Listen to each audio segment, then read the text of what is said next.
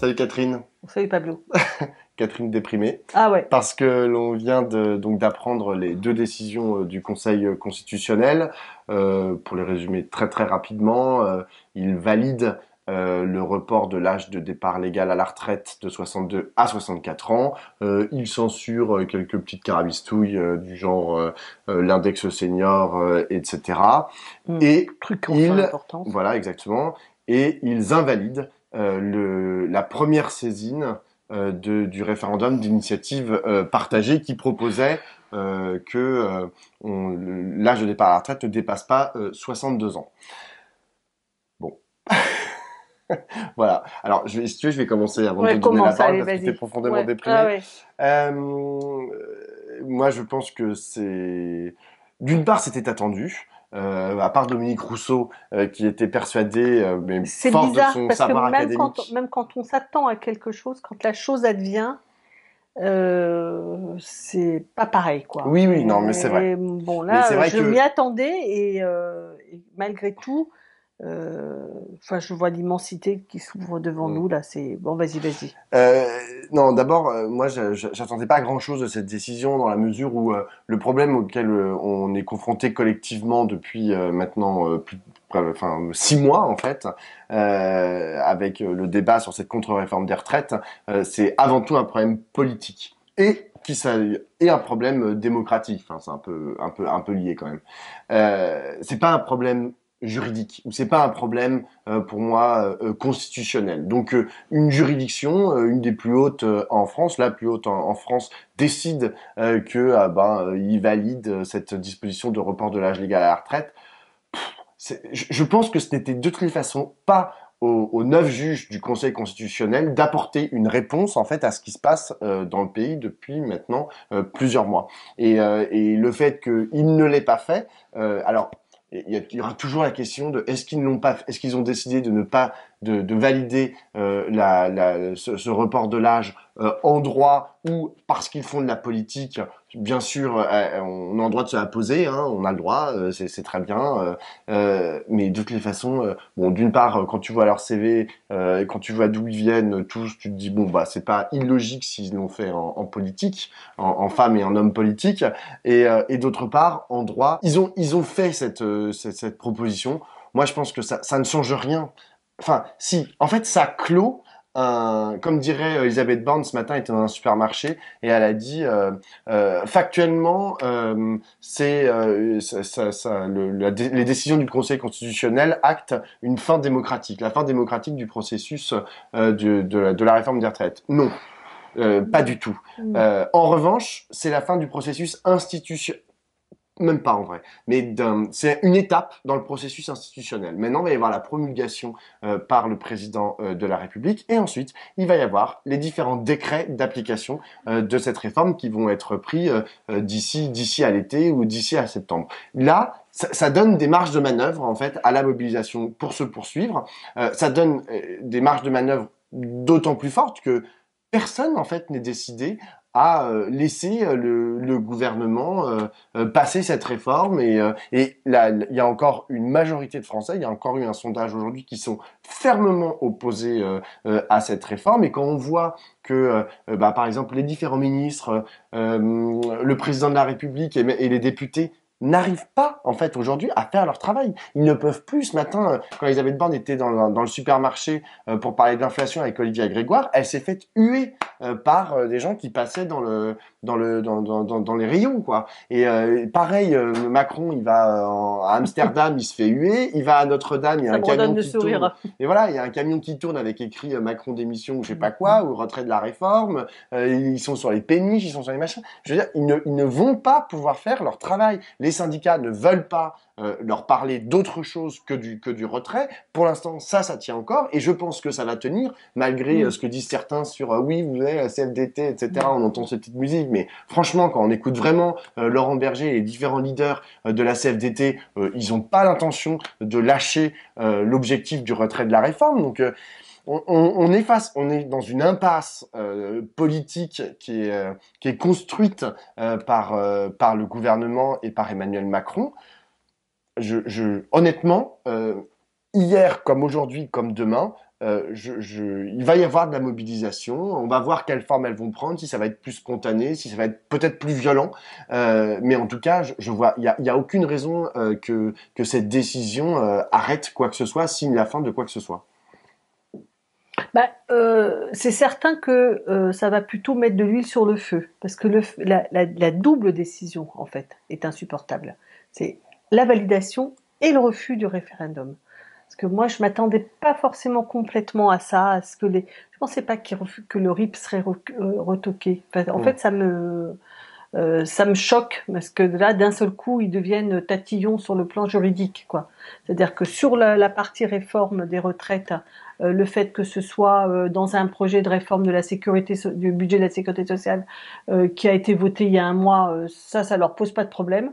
Alors, les tarabistouilles de cette présentation d'une loi mal ficelée, pas du tout au bon endroit, etc. Ça ne leur pose pas de problème. Par contre, le RIP, là, c'est très très grave si la formulation n'est pas Mm. exactement conforme à la loi, au truc. Bon, donc bon, le Conseil constitutionnel, il y a une vraie question là sur le Conseil constitutionnel parce que en effet, c'est sans surprise vu sa composition. Toutes les fois où il a censuré, ça a quand même été toujours pour de mauvaises raisons. Il y a quand même toutes les lois qu'il a censurées, les 75% De de Hollande. taxation de François Hollande, la loi sur le logement de Cécile Duflot, etc., etc. C'est-à-dire qu'en fait, à chaque fois qu'il a censuré, c'était pour des raisons, enfin, il a censuré des projets de loi qui étaient pas forcément exceptionnels, mais en tout cas qui allaient plutôt dans le bon sens. Donc une institution franchement de droite politiquement et libérale Mm. économiquement. Donc c'est pas une grosse surprise qu'il le fasse, mais par contre qu'il fasse les deux ensemble, c'est-à-dire que d'une certaine manière ils se mettent sur une position politique pour la première et qu'ils ne mettent pas sur une position Mm. politique pour la seconde, et que là ils jouent l'orthodoxie, enfin la précision du droit et de la loi. Là je trouve ça étonnant parce que précisément pour des raisons politiques, il fallait qu'il y ait le Mm. RIP. Non mais franchement, quoi. Parce que là, on est devant une situation d'impasse. Moi, ce qui me fait peur, bon, je pense que là, on va avoir en effet, ça va chabler, ça va tendre. Tu as raison de dire que le gouvernement est empêché et que ça va durer, que le gouvernement va être empêché de sortir, qu'il ne va pas avoir d'interlocuteur au social. Le Monde de ce soir fait une liste de toutes les déconvenues qui viennent de subir à l'Assemblée nationale parce que en fait toutes les oppositions sont crispées et que donc il réunit à la moindre occasion une majorité contre ses propositions sur n'importe quel sujet. Hein. Quand même, le projet de loi militaire, hein, c'est quand même une Mm. grosse affaire où ils se font retoquer. Celui qui va présider, je sais pas ce que c'est que d'ailleurs l'ADEME ou je sais pas L'ADEME, oui, l'ADEME. c'est l'agence pour l'environnement. D'accord. Bon, enfin bref, ils se font retoquer aussi par les républicains parce qu'ils avaient proposé un républicain. Enfin bref, en tout cas, ils agacent tout le monde et donc là, ça devient, Mm. ils accumulent les déconvenus, y compris à l'Assemblée. Ceci étant, ce que je me dis, c'est qu'on est devant une situation de blocage que je trouve absolument navrante pour notre pays, quoi. Parce que qu'est-ce qui se passe, comment on s'en sort? Là, il y a aucune perspective de sortie. Mm. Je veux dire, on va où comme ça? On va où et jusqu'à où et jusque quand? Et voilà, je ne vois pas vraiment de perspective. Et la deuxième chose, c'est que bon, moi, je redoute les effets à plus long terme aussi de découragement. En 2003, on se souvient que les enseignants avaient fait une lutte vraiment très très dure et très très longue qu'ils ont perdue et que depuis, dans l'éducation nationale, c'est quand même compliqué de retrouver de la mobilisation et que une défaite dans une mobilisation aussi importante et qui était tellement sûre d'elle-même que voilà, je me dis il va falloir surmonter ça, même Mm. si je suis certaine que plein de choses vont se faire, qu'il va y avoir des opérations spontanées, coups de poing, des manifestations de rue. Enfin, je suis sûre que ça va Et des pas grèves, hein, s'éteindre. et des grèves. Non, mais Mm. je suis convaincue de ça. Mais si ça ne gagne pas, Mm. si on ne gagne pas à la fin, Et là, franchement, il est sur une position dure, Macron. Hein, c'est-à-dire, il va ne rien céder. Moi, je pense qu'il va promulguer rapidement la loi, en espérant nous assassiner encore un peu plus, et qui va continuer comme ça, quoi. J'avance, j'avance, j'avance. Et je veux dire, l'effet de Margaret Thatcher sur le mouvement syndical et de lutte en Angleterre, ça s'est fait sentir longtemps, quoi. C'est-à-dire une grosse défaite syndicale ou une grosse défaite dans une lutte sociale, c'est compliqué de s'en remettre. Et comme en plus ça se double sur le plan politique d'une situation catastrophique, ben, je veux dire, la gauche est divisée, sans ressort là à ce stade, et l'extrême droite par contre, non mais franchement, moi je pensais en plus qu'ils allaient en tenir compte quand même, tu vois, des sages qui sont tous en fait des politiques. Je pensais quand même qu'ils allaient enfin, tu vois, tenir compte de l'effet politique de leur affaire, c'est-à-dire le fait que là, franchement, mais ça y est, elle a gagné 5 points là aujourd'hui encore, la Le Pen. Enfin bon, bref, je suis très très en colère et très très dépitée. Surtout que pour aller un peu, hélas, dans ton sens. Je veux pas t'entraîner dans mon sens. Non, mais pas dans le sens de la déprime, mais dans le sens sur la victoire entre guillemets de Marine Le Pen, c'est que le référendum d'initiative partagée. Alors encore une fois, il y a une seconde saisine. D'ailleurs, peut-être d'abord un point sur ces saisines. En fait, ce que proposait la première saisine, c'était juste un article qui proposait de bloquer à 62 ans la possibilité d'âge de départ légal à la retraite, que ça ne pouvait pas être plus de 62 ans. Ça devait se faire avant la promulgation de la loi. C'est pour ça que ça avait été déposé il y a maintenant plusieurs semaines. On ne sait pas exactement les raisons qui sont encore invoquées pour avoir invalidé cette proposition. Mais il y a une deuxième saisine qui a été faite pour un référendum d'initiative partagée, où il y avait ce même premier article et un deuxième article qui proposait de taxer le capital pour financer précisément le système de retraite. Alors, ce que dit Dominique Rousseau, c'était que le problème de la première saisine, c'est qu'en fait, elle proposait un statu quo, dans la mesure où la loi qui faisait qu'on pourrait partir à 64 ans n'était pas encore promulguée. Et donc, si tu dis c'est ce que j'appelle des arguties. C'est des arguties, oui, mais il faut quand même peut-être en parler, tu vois, genre juste non, mais dire d'accord, pourquoi. Et le deuxième, c'est que c'est une proposition donc de taxation. Or, je me réfère à Dominique Rousseau et après donc je suis allé voir dans l'article 40 de la Constitution, il est dit que la proposition de référendum d'initiative partagée ne peut pas avoir pour conséquence soit une diminution des ressources publiques, soit la création ou l'aggravation d'une charge publique. Or précisément, on peut considérer que la taxation du capital, quelle qu'elle soit, peu importe la hauteur, l'assiette, etc., peut être considéré comme c'est la création c'est une augmentation des ressources publiques. Enfin, je veux dire, il y a une modification à cet endroit-là qui est importante. Ouais. Mais t'as raison, ce sont des arguties et on aurait pu imaginer que les sages de la rue de Montpensier décident de donner une respiration démocratique nouvelle, tu vois, à une impasse politique. Parce que c'est vrai qu'ils sont aussi les garants des droits et libertés. Ouais. Hier soir, je parlais avec Elsa Faucillon, la députée de Gennevilliers, la députée communiste de Gennevilliers, qui est amie de Regard, hein, qui participe au comité de rédaction de Regard, et on s'en parlait toutes les deux, on disait il y a quand même un problème, c'est un référendum d'initiative partagée, ils sont des députés, ils n'ont pas apparemment trouvé la bonne formulation qui passe la rampe du Conseil constitutionnel. Non mais alors, ça veut dire que les citoyens ne peuvent pas en fait être à l'initiative d'un référendum d'initiative partagée, c'est-à-dire que c'est du bidon, c'est-à-dire que si c'est si compliqué que ça de formuler quelque chose. Le premier, ça va pas. De se mettre dans la tête de ces neufs-là. Voilà, le premier, ça va pas. Le deuxième, ça va pas. Ça veut dire que c'est du bidon. C'est ça aussi qui est totalement désolant. C'est tout à l'heure. C'est fait par Sarkozy, hein, donc oui, c'était pas fait pour ça jusqu'au bout. Peut-être, mais ce que je veux dire, c'est que ce qui ne va pas, d'abord, il y a eu la revendication d'un RIC par les Gilets jaunes et qui a été repris après par la gauche comme une revendication que les citoyens puissent imposer un référendum.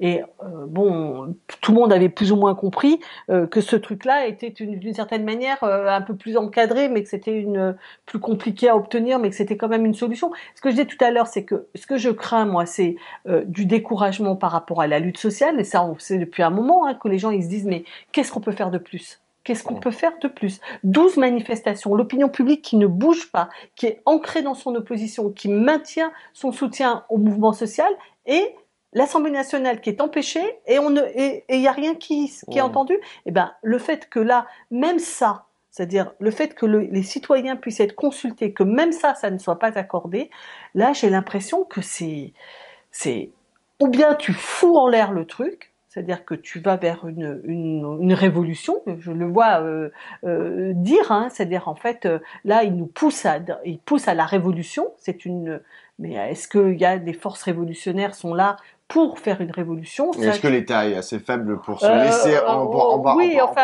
révolution? Oui, enfin ça, si c'est une révolution, oui, enfin en tout cas, ce que je veux dire, c'est que c'est pas la même chose que de brûler 3 poubelles dans la rue. Ça fait pas peur à l'État. Une révolution, si t'as un peuple qui se met en mouvement, ça, je sais pas comment, je pense pas que de toute éternité, il ne puisse pas y avoir de révolution dans un pays capitaliste développé. Donc, j'en sais rien où ça va aller, cette affaire-là. Mais là, on se dit, en tout cas, dans le cadre qui nous est donné, parce qu'il nous dit tout le temps, vous voulez sortir du cadre des institutions, je sais pas quoi, mais dans le cadre qui est donné, là, c'est bloqué. La situation est bloquée. Et par rapport à Marine Le Pen, je voulais revenir dessus aussi parce que donc les saisines du Conseil constitutionnel ont été faites par des députés et des sénateurs de gauche. Et Marine Le Pen, depuis le début, qui est aussi dans l'opposition à la réforme des retraites, elle dit, et les députés du Rassemblement national disent, c'est de la merde, on n'en veut pas, ça ne marchera pas, de toutes les façons, c'est fait pour nous enfumer, etc. Donc, c'est-à-dire que c'est comme si elle avait un peu devancé en fait cette situation à laquelle on est confronté. Je dis pas que la gauche a mis tous les œufs dans le panier du Conseil constitutionnel, hein, très très loin de là. Mais c'est vrai que peut-être le caractère de respect, en fait, ne serait-ce que parce que la gauche a un certain respect aussi pour les institutions, pas forcément de la cinquième, mais c'est vrai qu'on pouvait en attendre quelque chose. Et ta déception, d'un fonctionnement démocratique, exactement, d'un fonctionnement démocratique, même de la part de la droite qui est aujourd'hui aux commandes et qui est majoritaire dans ce Conseil constitutionnel. Bon bah voilà, et maintenant va y avoir des mobilisations, en fait. Bon bah c'est reparti comme avant, hein. Enfin je veux dire, pour moi ça va peut-être susciter un regain de mobilisation. Bah, oui, mais Pablo, d'abord les gens ils ont 3 mois dans les jambes. Oui, non, c'est sûr. D'accord, donc ils ont et puis deuxièmement, c'est que quelle est la perspective? Je veux dire, quand tu as un pouvoir qui est intransigeant, je veux dire, il faut qu'on arrive alors certainement la manifestation du 1er mai, je pense que ça va être un 1er mai un peu historique, hein, je pense qu'on va essayer de s'approcher de 2002, quoi, je veux dire. C'est-à-dire un 1er mai très très haut en participation, ça je l'espère, et que ça sera partout en France pour dire non, mais il faut quand même qu'il y ait un calendrier qui permette de se dire on fait ça parce qu'il y a ça en bout de course, quoi. D'une certaine manière, le RIP, ça donnait 9 mois de mobilisation pour créer un climat politique, ramasser les signatures, etc. Bon, on a plus c'est vrai que là, il y a plus de calendrier très précis, en fait. À part, comme je l'ai dit, d'une part la promulgation, mais tu as dit que ça serait sûrement très rapide, et je suis d'accord avec toi. Et les décrets d'application, oui, mais tu vois, genre, bon, c'est peut-être de la merde. Mais non, c'est de la merde. Mais bon, on peut, oui, non, t'as raison, c'est de la merde. Quand ça sera promulgué, ça sera promulgué. Mais je sais pas, oui, c'est vrai que c'est plus difficile de se mobiliser dans le vide et de dire maintenant on veut le retrait d'une loi qui a été promulguée. Bon, parce que du coup c'est plus un retrait. Non, mais il faut trouver une autre forme de mobilisation avec une échéance. Et Le Pen, elle a son échéance, c'est ce qu'elle dit. Elle dit votez pour moi, voilà. L'échéance, c'est que moi je n'appliquerai pas cette loi. Mais bien sûr, parce qu'elle n'a rien à branler du mouvement social. Je veux dire, c'est pas son truc, ils ont jamais été dedans, donc. Or nous, c'est ça la différence. Ils sont contre le mouvement social, exactement. Et le mouvement social est contre exactement, très bien, et c'est tant mieux. Mais le problème, c'est que la gauche, qu'elle soit syndicale, militante, associative ou politique, attend du mouvement social qu'il puisse obtenir des choses. Enfin, je veux dire, quand on parle tout le temps de nos conquêtes sociales au cours du XXe siècle, etc., elles se sont faites par les manifestations, par les mobilisations, pas uniquement par un parlement, en gros, qui aurait une majorité de gauche parce qu'elle aurait été bien élue. Tu vois, c'est parce qu'on s'est mobilisé. C'est les deux, mais c'est aussi parce qu'on s'est mobilisé. là, le problème, c'est que on se mobilise hyper massivement et derrière, on a juste un gros doigt d'honneur. Donc, bon, c'est vrai que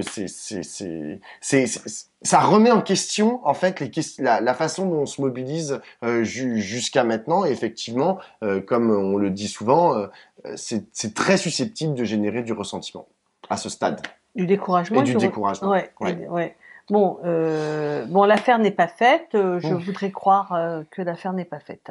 Je sais pas, mais en même temps, je me dis, par exemple, mon souvenir, peut-être que je me trompe, mais il y avait eu une mobilisation pour la Poste et qui n'était pas inscrit dans l'histoire du RIP, mais avec une pétition qui voulait demander un référendum. Ce que je veux dire, si le Conseil constitutionnel ne l'accorde pas, mais qu'il y a 2 millions, 3 millions, 5 millions de personnes qui demandent ce référendum, peut-être que ça, c'est une autre possibilité. Tu veux dire un peu comme le référendum sur la Bravem qu'ils ont coupé à 250 000, ils se sont dit tiens, on va la supprimer parce que ça nous fait chier. C'était pas un référendum, c'était une pétition. Une pétition, voilà. Sur le site de l'Assemblée nationale.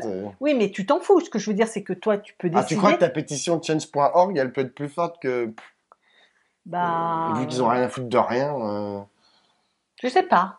En tout cas, il va falloir trouver des façons de continuer. Moi, je suis d'accord avec toi. Je pense que l'unité syndicale va se maintenir. Aussi parce que les syndicats, ils ont vu quelque chose.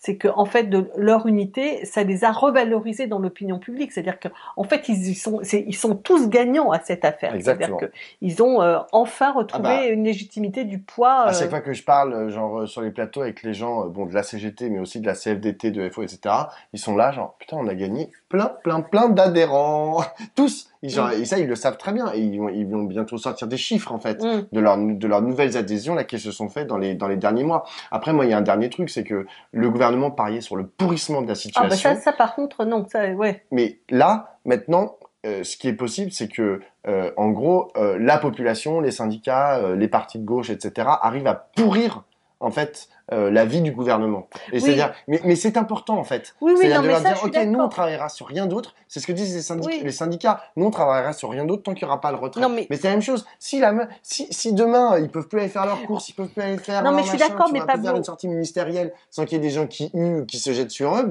Je suis d'accord que ça, on peut les bloquer.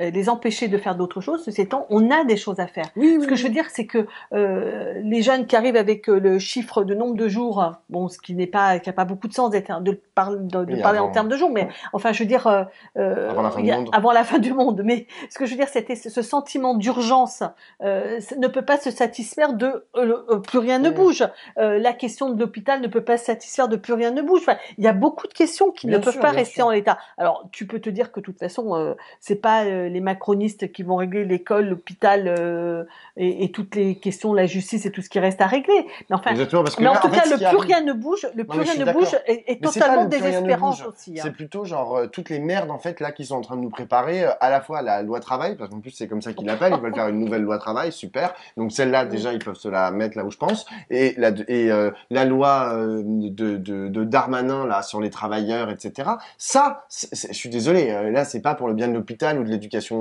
ou de l'école publique. Donc celles-là, il faut les bloquer. Celles-là, il faut les empêcher de travailler sur le sujet. Et je pense que c'est ce que les oppositions, qu'elles soient syndicales ou politiques, vont faire. Ils vont s'atteler à faire. Et c'est ça. J'aimerais que tu aies raison, mais c'est le sondage qui est sorti cette semaine sur le sujet était quand même assez. Allez, stop pour les mauvaises nouvelles pour aujourd'hui. Allez, stop. On arrête. Et tous dans la rue dès qu'on peut, dès que je sais pas quoi. Ce week-end, il va y avoir beaucoup de mobilisation, donc il faut y aller. Allez, ciao. Ciao.